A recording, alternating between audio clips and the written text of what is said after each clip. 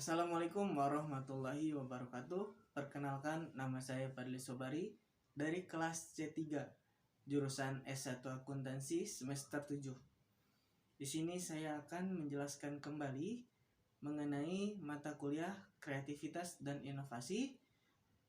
Untuk penjelasan yang pertama yaitu mengenai ruang lingkup manajemen kreativitas dan inovasi. Yang pertama, kita akan mencari tahu mengenai arti dari manajemen. Manajemen adalah suatu kegiatan yang mengelola atau mengatur untuk mencapai suatu tujuan. Dengan kata lain, inti dari manajemen yaitu mengatur. Manajemen merupakan ilmu dan seni yang terdapat 4 fungsi utama.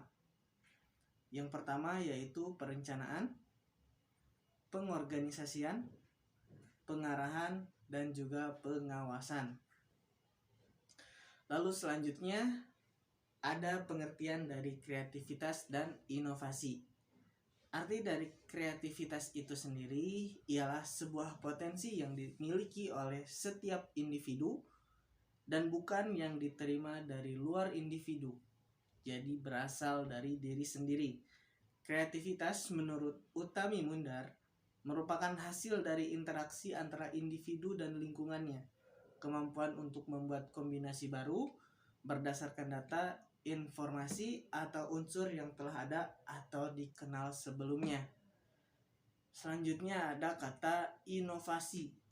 Inovasi dapat diartikan sebagai proses atau hasil pengembangan dan atau pemanfaatan pengetahuan, keterampilan, dan pengalaman guna menciptakan atau memperbaiki produk. Dengan kata lain, proses yang dapat memperbaiki nilai yang lebih berarti. Setelah mengetahui dari pengertian antara kreativitas dan inovasi, maka dapat kita simpulkan perbedaan di antara keduanya, yaitu jika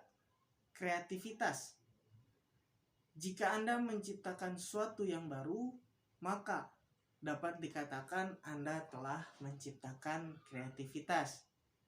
Dan inovasi, jika Anda telah memperbaiki sesuatu yang sudah ada, Anda bisa dikatakan telah menciptakan inovasi.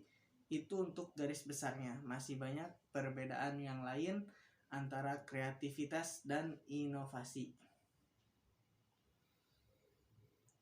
Yang selanjutnya kita masuk ke dalam konsep kreativitas dan inovasi. Konsep kreativitas berdasarkan 3P. Yang pertama adalah proses.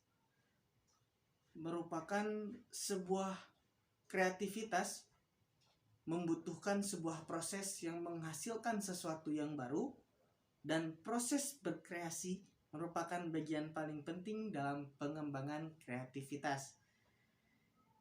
Konsep yang kedua yaitu produk. Definisi kreativitas berdasarkan produk merupakan upaya kreativitas yang berfokus pada produk. Lalu pribadi. Kreativitas mencerminkan keunikan individu dalam pikiran dan ungkapan-ungkapannya. Jadi punya ciri khas masing-masing ya, antara satu dan yang lainnya. Setelah konsep kreativitas, kita masuk ke dalam konsep inovasi. Yang pertama ada inovasi produk. Inovasi produk adalah segala sesuatu yang melibatkan pengenalan barang baru, pelayanan baru yang secara substansial meningkat. Contohnya telepon genggam, komputer, dan lain sebagainya. Lalu selanjutnya ada inovasi pendidikan. Dari semua pengertian, inovasi pendidikan bertumpu pada peningkatan dari mutu pendidikan yang ada. Contohnya penerapan kurikulum yang baru. Sebelumnya ada kurikulum 2013 untuk pendidikan di Indonesia. Lalu ada inovasi pelayanan publik. Dengan kata lain, sebelumnya pelayanan publik hanya dapat dilakukan dengan tatap mata. Namun dengan berkembangnya teknologi saat ini, Pelayanan publik dapat dilakukan secara online. Yang selanjutnya ada inovasi teknologi.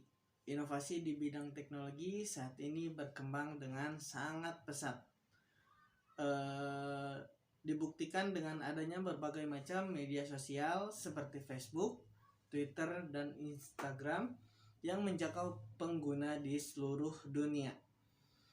Lalu yang kelima ada inovasi kebudayaan. Ditunjukkan dengan munculnya berbagai festival-festival yang ada di penjuru daerah di Indonesia. Lalu sekarang kita masuk ke definisi dari manajemen inovasi. Manajemen inovasi adalah kombinasi dari proses inovasi dan manajemen perubahan.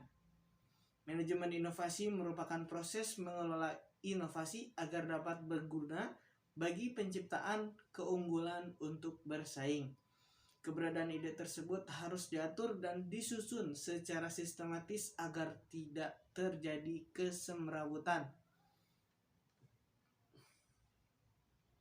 Dengan memanfaatkan peralatan manajemen inovasi, manajemen dapat memicu dan menyebarkan kemampuan kreatif tenaga kerja untuk pengembangan yang berkesinambungan dari perusahaan. Alat umum yang meliputi brainstorming, virtual prototyping, produk manajemen siklus hidup, ide manajemen, TRIZ, fase model gerbang, manajemen proyek, lini produk perencanaan, dan manajemen portofolio.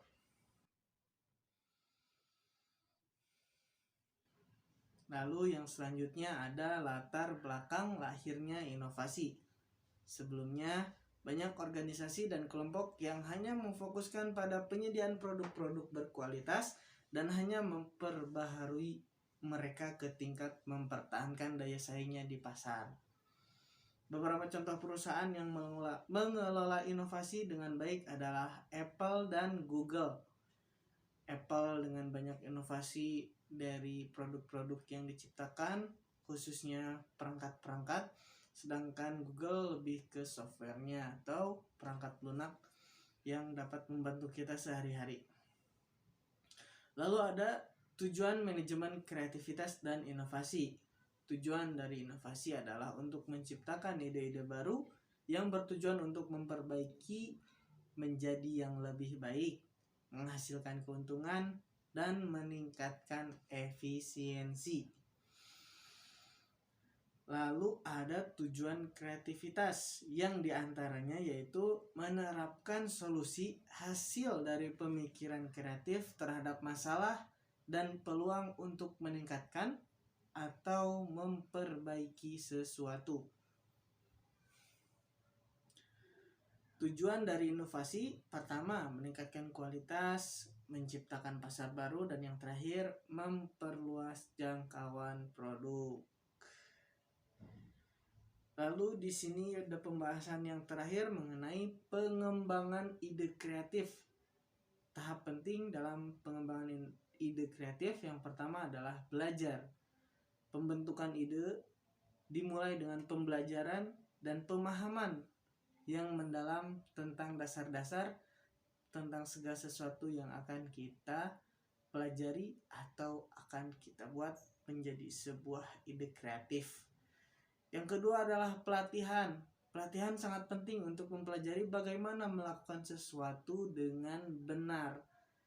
Yang ketiga ada investigasi atau melakukan penyelidikan penuh mengenai hal-hal yang relevan yang dibutuhkan dalam merancang sebuah ide kreatif.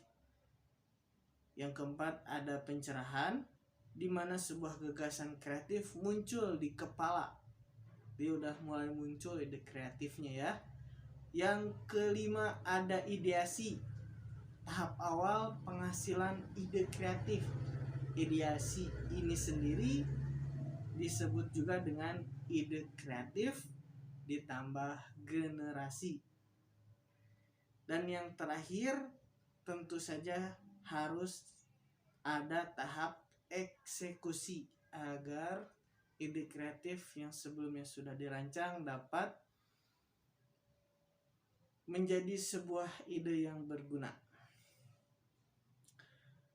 Sekian yang dapat saya sampaikan. Kurang lebihnya mohon dimaafkan. Wabillahi taufiq wal hidayah. Wassalamualaikum warahmatullahi wabarakatuh.